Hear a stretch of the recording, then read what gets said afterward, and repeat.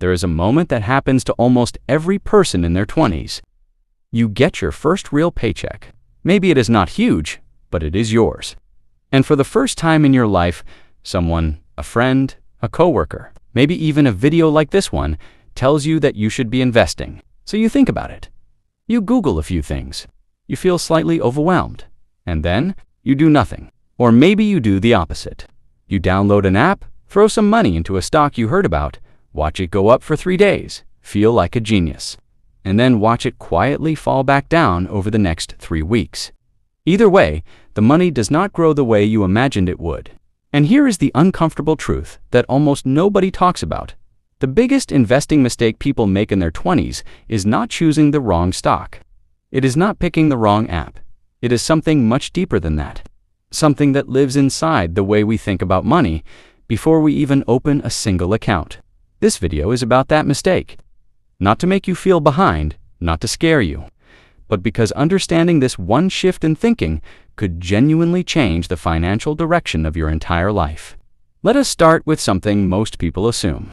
Most people in their 20s believe that investing is about having enough money to invest. They tell themselves, I will start when I have more saved up. I will start when I am more stable. I will start when I understand it better. This thinking feels responsible. It feels cautious. It feels like the adult thing to do. But what it actually is delay.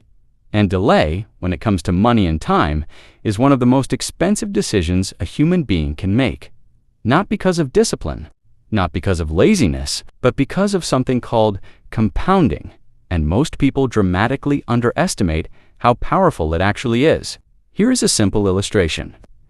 If a person begins investing at 22 years old and consistently puts away a modest amount each month, by the time they reach 60, that money will have grown to a number that seems almost unreasonable.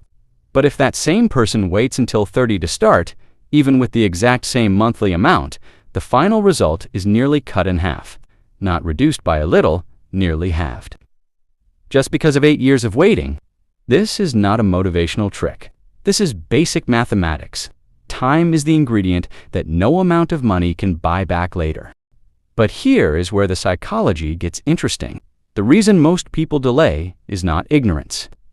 In today's world, information about investing is everywhere. It is free, it is accessible, and millions of people have watched videos exactly like this one. The real reason most people in their 20s do not invest is emotional. There is a psychological concept called present bias. It means that the human brain, by its very design, finds it extremely difficult to feel the value of something that exists only in the future. The reward of investing at 22 years old will not arrive until decades later. But the cost, giving up money you could spend today, is felt immediately. So, when your brain is asked to choose between a dinner out tonight or a small investment that will matter in 30 years, your emotional brain almost always wins. And it wins because the future does not feel real in the same way the present does. This is not weakness. This is human nature. Every one of us carries this wiring, but understanding it is the first step to working around it. There is also a second layer to this mistake, and it is one that is rarely talked about honestly. Many people in their 20s who do start investing make a very specific error in how they invest. They treat the market like a place for excitement. They chase the stocks that are trending on social media. They buy something after it has already gone up significantly, hoping it will keep going.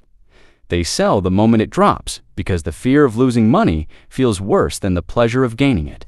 This pattern has a name in behavioral economics. It is called loss aversion. And research consistently shows that the psychological pain of losing a certain amount of money is roughly twice as powerful as the pleasure of gaining that same amount. This means that even when someone is technically doing the right thing by investing, their emotional reactions to short-term market movements cause them to make decisions that hurt their long-term results.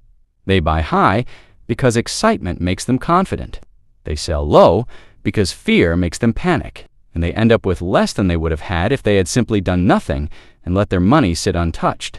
Think about the typical middle-class person in their They are earning, they are spending. Life is getting more expensive. Rent goes up. A new phone is needed. Social events cost money. Travel feels important. And somewhere underneath all of that there is a quiet sense that they should probably be doing something with money. But the whole subject feels complicated and slightly out of reach. So they do what feels manageable. They keep money in a savings account. They tell themselves it is safe there. And on paper, it is. The number does not go down. But what they do not account for is inflation quietly doing its work in the background. Every year, the purchasing power of that money is shrinking. So while the number stays the same, what it can actually buy is slowly, consistently becoming less. The savings account feels like protection. But in terms of long-term wealth building, it is a very slow form of financial standing still. The shift that changes everything is not complicated, but it requires accepting one simple truth. You do not need to understand everything to begin. You do not need to be an expert. You do not need to be wealthy. You do not need to wait for the perfect moment, because in investing, the perfect moment almost always turns out to be simply the earliest possible one. The people who build real, quiet, lasting wealth over their lifetime are not usually the people who made one brilliant investment. They are the people who started early, stayed consistent, and resisted the urge to react emotionally to every movement in the market. They understood something that sounds simple but takes real mental effort to live by. That investing is not about what the market does next month. It is about what your life looks like in 30 years. And if you are in your 20s watching this and feeling like you have already wasted time, this part is for you. The second best time to begin is always right now. The advantage of starting at 22 over starting at 30 is real. But the advantage of starting at 26 over starting at 32 is equally real. Compounding does not only reward the earliest starters, it rewards anyone who gives it enough time to work. The mistake is not permanent. The delay is only expensive if it continues. So, what is the one mistake 90% of people make in their 20s? It is waiting to feel ready. It is letting present bias convince them that future wealth is not as real as today's comfort. It is letting loss aversion turn short-term fear into long-term inaction. It is believing that investing is something that happens later, when life is more settled, when income is higher, when knowledge is better. The truth is, none of those conditions ever fully arrive. Life stays complicated. Income always feels slightly insufficient. There will always be a reason to wait just a little longer. The people who change their financial story are the ones who decide, quietly and without drama, that they will begin anyway. Not perfectly, not with certainty, just consistently. That decision made early, made calmly, made with patience, tends to matter more than almost anything else in the financial life of a person. And that is something worth thinking about.